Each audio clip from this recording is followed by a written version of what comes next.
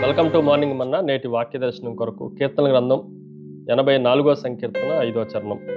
నీ వలన బలమునందు మనుషులు ధన్యులు, యాత్ర చేయు మార్గములు వారికి అతి ప్రియములు. మరొకసారి దేవుని వాక్యంలో నుండి కోరాహు కుమారులు రాసిన ఈ కీర్తనలో నుండి ఈ ఉదయకాల సమయంలో 4 ప్రాముఖ్యమైన సత్యాలు మనం నేర్చుకోవాలి. Number 1, it is a value, విలువ.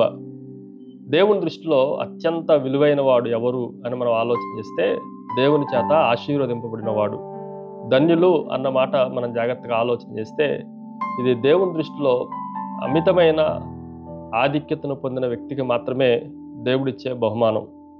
మనం కూడా ప్రయాణంలో ఉన్నప్పుడు ప్రయాణ మార్గం అంతట్లో ప్రయాణం మనకి ఆశీర్వాదం కాదు, ప్రయాణంలో వేసే అడుగులు ఆశీర్వాదం కాదు, కానీ ప్రయాణంలో నడిపించే దేవుడే మనకి ఆశీర్వాదము అన్న విషయాన్ని మనం జాగ్రత్తగా ఆలోచన చేయాలి. ఒక ముత్యాన్ని కొనటానికి ఒక వ్యాపారి తనకున్నదంతా అమ్మేసి ఇచ్చినట్లుగా, ఆ ముత్యానికి వాల్యూ ఉన్నట్లుగా ఆశీర్వాదాన్ని ఇచ్చే దేవుడే మనకు విలువైన వాడు. దానికోసము మనం అంతా వ్యయం చేయొచ్చు అన్న విషయాన్ని కూడా మనం జాగ్రత్తగా ఆలోచన చేయాలి. రెండో విషయాన్ని మీకు జ్ఞాపకం చేస్తాను. ఇట్ ఈజ్ ఏ వెజల్, పాత్ర. నీ వలన బలమునందు మనుషుడు ధన్యుడు అని రాయబడింది. బలము మన సొంతది కాదు, బలము మనము దేవుని నుండి పొందుకుంటున్నాం.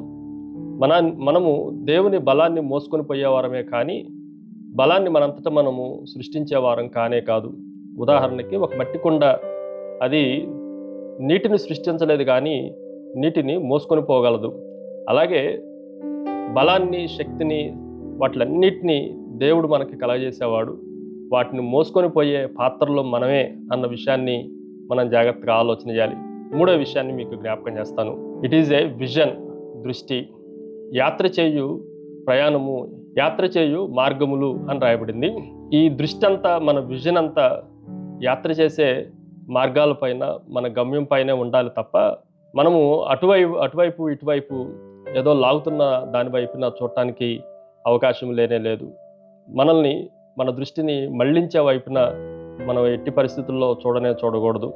ఒక దిక్చూచి కానీ, ఒక గూగుల్ మ్యాప్ కానీ ఎలాగైతే గమ్యం కొరకే మనల్ని తీసుకెళ్తాయో, మన హృదయము, మన మనసు అంతా ఆ గమ్యం కొరకే ఉండాలి అన్నది దేవుని ఉద్దేశమై ఉంది. Finally it is a victory, విజయము. ఈ మాటను కూడా మనం జాగ్రత్తగా ఆలోచన చేస్తే దేవుడు అంతిమంగా గమ్యం చేరిన తర్వాత మనకి విజయాన్ని ఇస్తాడు అనేది ఎంత సత్యమో, ఆ విజయపు రేఖ దగ్గర, ఆ ఫైనల్ డెస్టినేషన్ దగ్గర మనం ఎలాగైతే విజయాన్ని సాధిస్తామో, విజయం సాధించే ఆ డెస్టినేషన్ వరకు ప్రయాణం సాగించిన మొదటి అడుగు నుండి ప్రతి అడుగు మనకి విజయాన్ని అందిస్తుంది అన్న దృక్పథంతోనే మనం నడిచేవారంగా ఉండాలి. ఈ రిలే పరుగు పందెంలో పరిగెత్తే వాళ్ళు ప్రతి మనిషి దగ్గర, ప్రతి బ్యాటిల్ ఎత్తుకునే వారి దగ్గర వారు గమ్యం చేరక ముందే మేము విజయపు మార్గములో, పంతాలో ఉన్నాం అన్న ఉద్దేశంతో వారు పరిగెత్తడం మనం జాగ్రత్తగా ఆలోచన చేయొచ్చు. అలాగే మన జీవిత గమ్యంలో కూడా, మన గమనంలో కూడా ప్రతి అడుగు విజయం తాలూకా అడిగే అన్నట్లుగా దేవుని కొరకు మనం వేసేవారంగా ఉండాలి.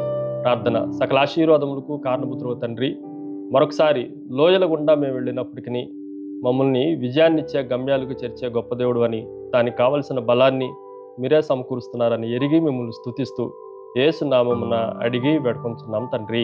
ఆమెన్. God bless you.